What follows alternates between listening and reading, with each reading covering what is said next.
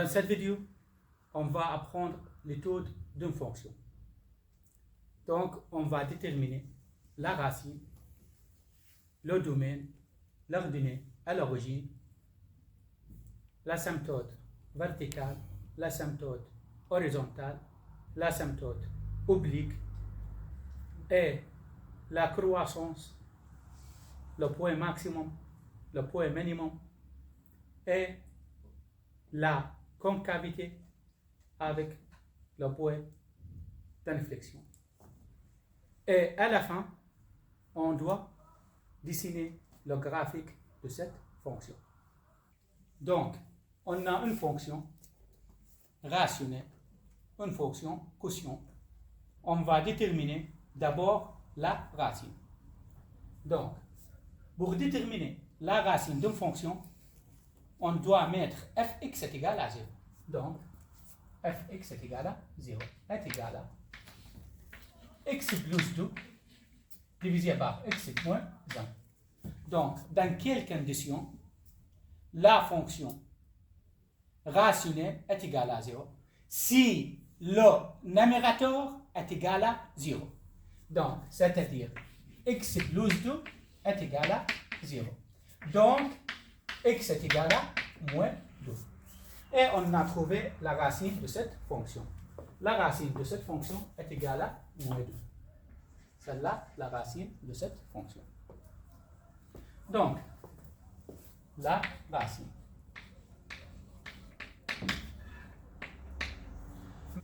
Maintenant, on va déterminer le domaine.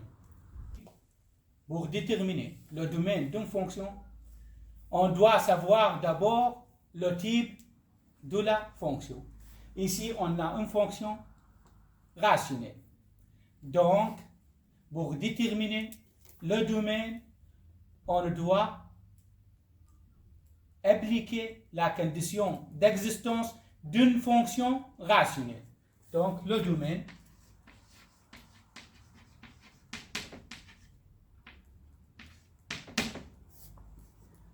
la condition d'existence d'une fonction rationnelle, le dénominateur différent à 0. Donc, x moins 1 différent à 0. Donc, x différent à, je dois déplacer le moins 1 de l'autre côté, ça sera différent à 1. Donc, le domaine de cette fonction, tout le réel, sauf le 1 qui pose le problème. Bon. Maintenant, on va déterminer l'ordonnée à l'origine. Pour déterminer l'ordonnée à l'origine, je dois mettre x est égal à 0. Donc, l'ordonnée à l'origine.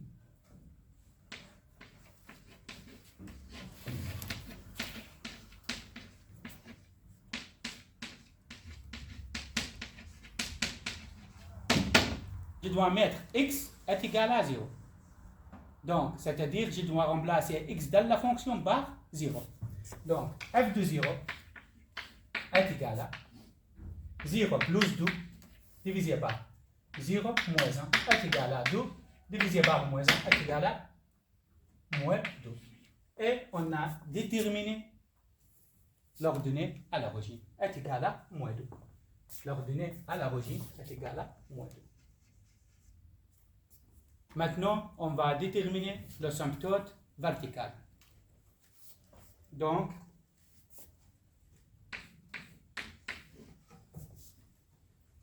son équation x est égal à a. Donc, pour déterminer l'asymptote vertical, on doit appliquer la limite quand x tend vers a de la gauche de la fonction est égal à plus moins l'infini. Et limite quand x tend vers a de la droite de la fonction est égal à plus moins l'infini. Si la limite quand x tend vers un réel, c'est a un réel, de la gauche et de la droite de la fonction est égale à plus ou moins l'infini, donc on a une asymptote verticale quand x est égal à a. On doit trouver d'abord la valeur de a. Comment on trouve la valeur de a? Je dois mettre le dénominateur est égal à 0. Donc, x moins 1 est égal à 0.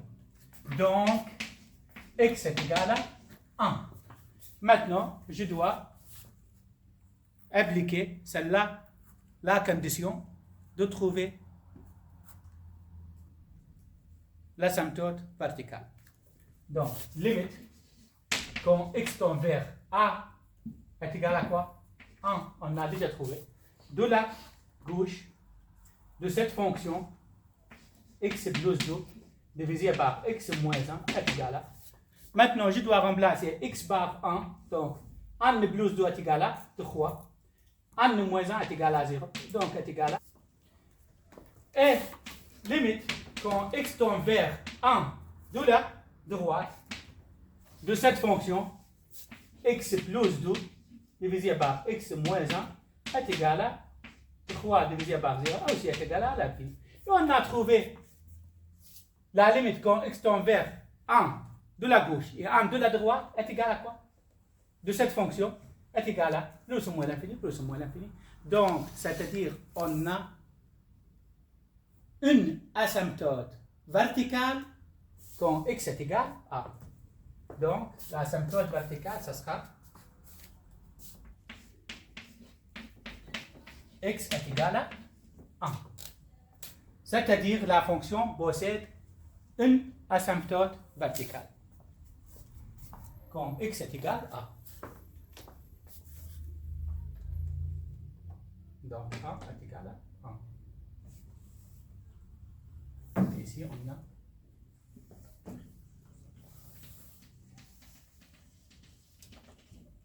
celle-là, l'asymptote. Maintenant, on va regarder, est-ce que l'infini ici positif ou négatif? Est-ce que l'infini ici positif ou négatif? Comment on peut savoir celle-là? On doit appliquer le tableau de signe. Donc, le tableau de signe, quand x est égal à 1, pour laquelle? Pour x moins 1. Et pour x plus 2, donc toujours le numérateur, quand je remplace x par 1, c'est toujours une valeur positive. Donc, plus quoi? Parce que c'est quoi? Une valeur positive. Ici, en 1, celle-là est égale à 0. Ici, x moins 1, c'est une fonction du premier degré. On doit regarder le coefficient de x, c'est positif. Donc, à droite, positif. À gauche, négatif. Maintenant, montrer c'est quoi? X plus 2 divisé par x moins 1. Maintenant, plus divisé par moins, ça sera moins. Plus divisé par 0 n'existe pas. Plus divisé par plus, plus. Donc, c'est-à-dire, quand je m'approche de 1 de la droite, ou la droite, celle-là, la droite de 1, donc la fonction est positive. Donc, celle-là, quand je m'approche de 1 de la droite, la fonction est positive, c'est égal à plus l'infini. Et quand je m'approche de 1 de la gauche, donc la fonction est négative. C'est-à-dire, quand je m'approche de 1 de la gauche, la fonction elle va à moins l'infini. De la gauche de 1, celle-là, la gauche de 1, la fonction elle va à moins l'infini. Et quand je m'approche de 1 de la droite, la fonction elle va à plus l'infini. C'est comme ça. Maintenant, on va déterminer l'asymptote horizontale. Donc,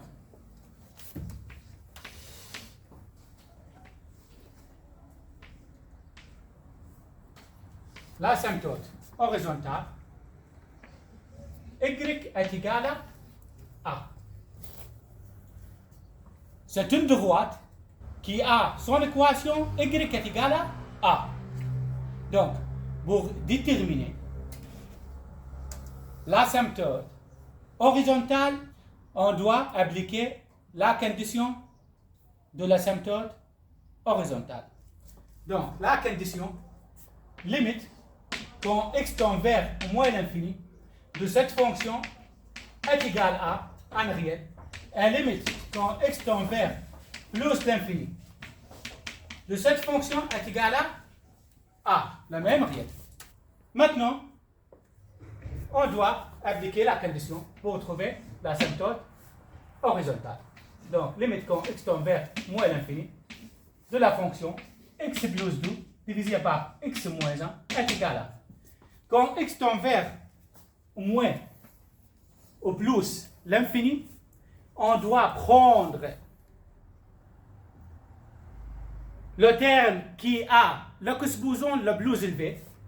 Donc, limite quand x tend vers moins l'infini, le terme qui a le boson le plus élevé, c'est le x. Et pour le dénominateur, c'est la même chose. Le terme qui a le boson le plus élevé, c'est x. Donc, x avec x, ça reste 1. Limite, quand x tend vers moins l'infini, dans le réel, temps constant est égal à le constant. Maintenant, la même chose avec la limite quand x tend vers plus l'infini de cette fonction. Aussi, on doit appliquer la même chose. Ça sera la limite quand x tend vers plus l'infini de 1 aussi, on doit appliquer la même chose, est égal à 1. Et on a trouvé la limite quand x tend vers moins l'infini et plus l'infini de la fonction x plus 2, x moins 1 est égal à 1, la même réelle. Donc, c'est-à-dire on a une asymptote horizontale quand y est égal à 1. Donc, on a une asymptote horizontale quand y est égal à 1. Donc, l'asymptote horizontale quand y est égal à 1. Ici, là.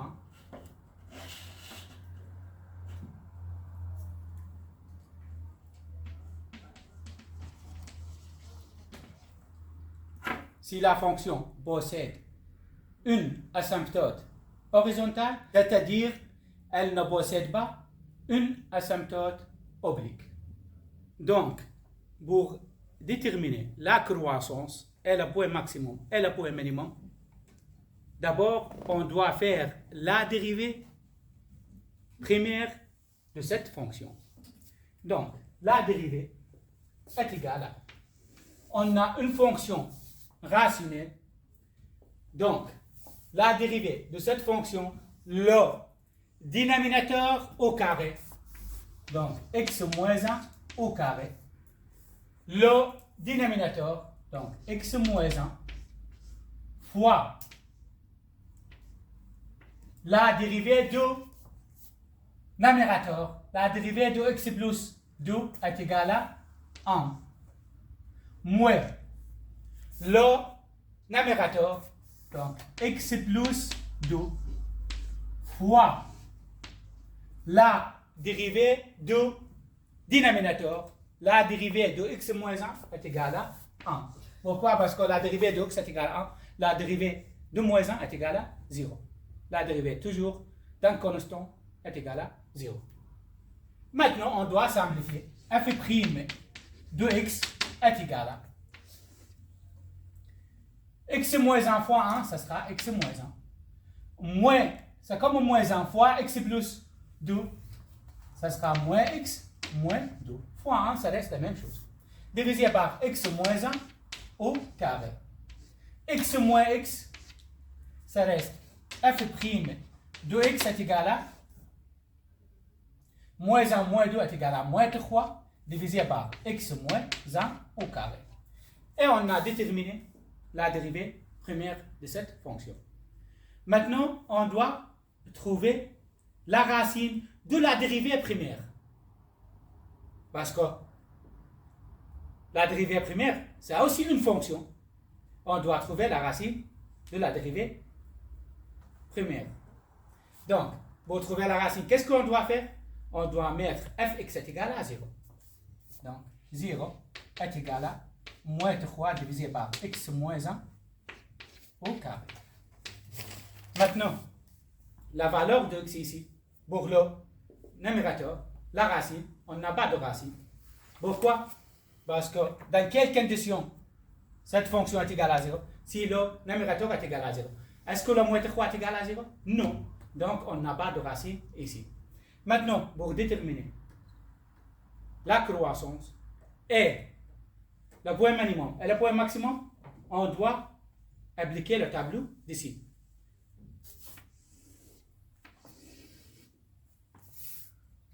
Pour le numérateur, c'est toujours moins 3.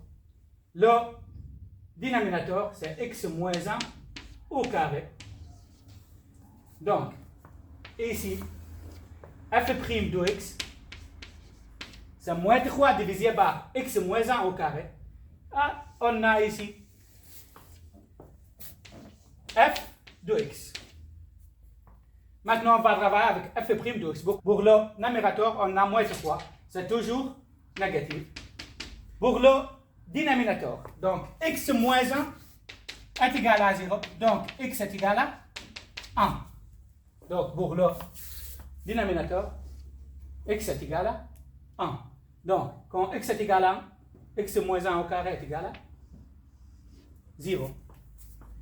Donc, maintenant, celle-là, x moins 1, c'est une fonction de premier degré.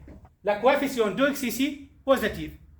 Donc, c'est-à-dire à droite positive, à gauche négative. Mais au carré, c'est-à-dire toujours positive. Pourquoi? Parce que n'importe quel nombre, négatif ou positif, au carré, c'est toujours sera positif.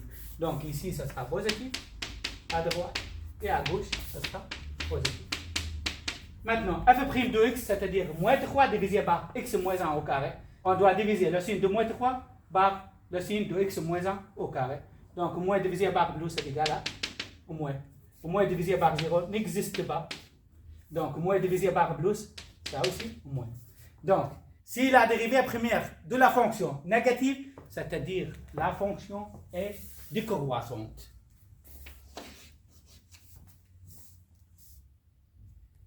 Donc, ici aussi négatif, donc la fonction est décroissante.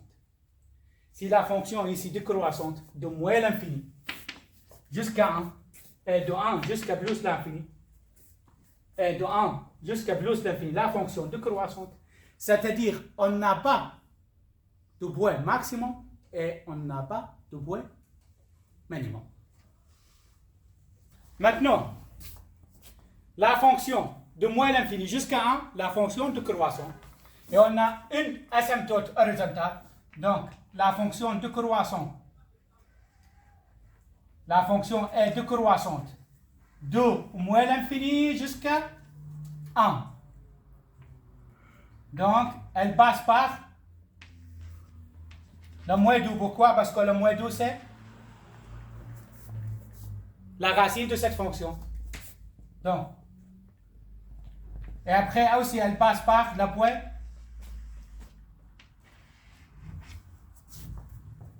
l'origine.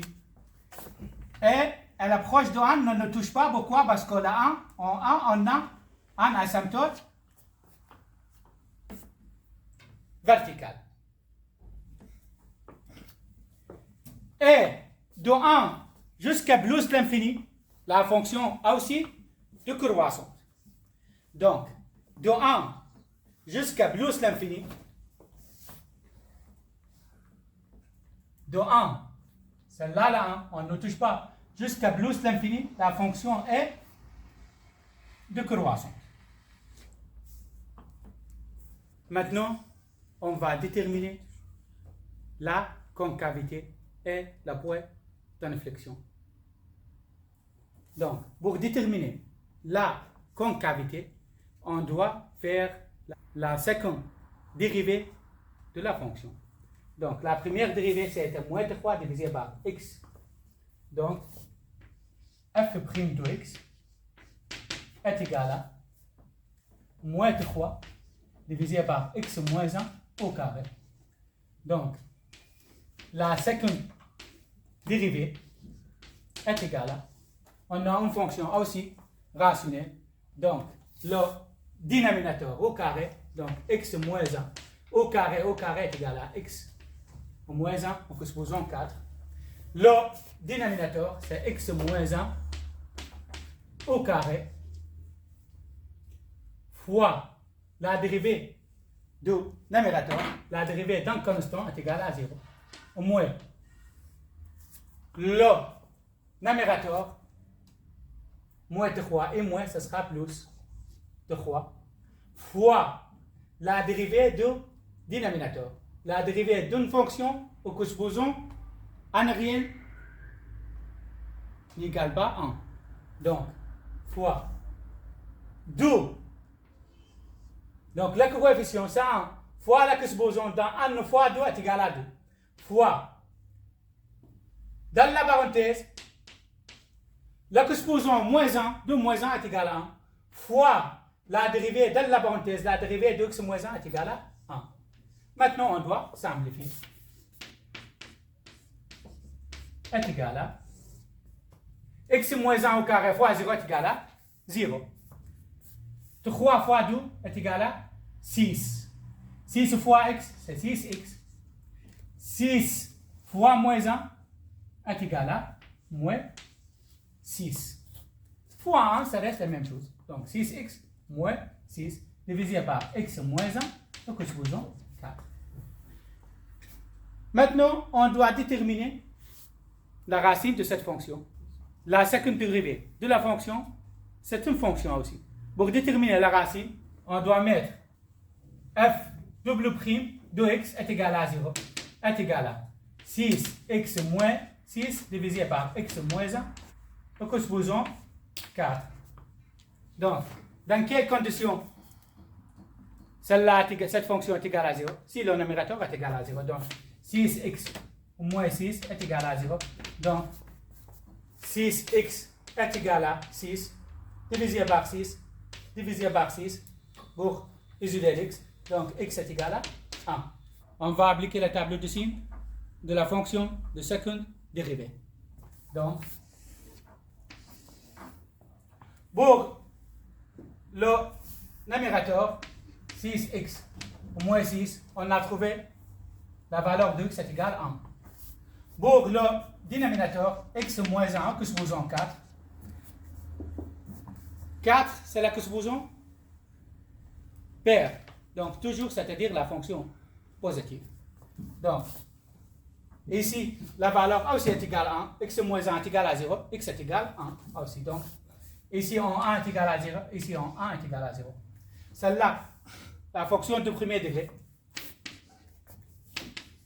Celle-là, la fonction de premier degré. La coefficient de x est positif. Donc, à droite, positif. À gauche, négatif. Ici, on a déjà dit, toujours positif. Pourquoi? Parce que là, que supposons, c'est un nombre pair. Si on a beau avoir ici un nombre négatif, et là, que supposons pair, c'est toujours, il donne un nombre positif. Donc, ici aussi, positif. La seconde dérivée de cette fonction est égale à, qu'est-ce qu'on doit faire? Celle-là divisée par celle-là. Donc, moins divisé par plus est égal à moins. 0 divisé par 0, c'est une valeur inconnue. Donc, plus divisé par plus est égal à plus. La fonction.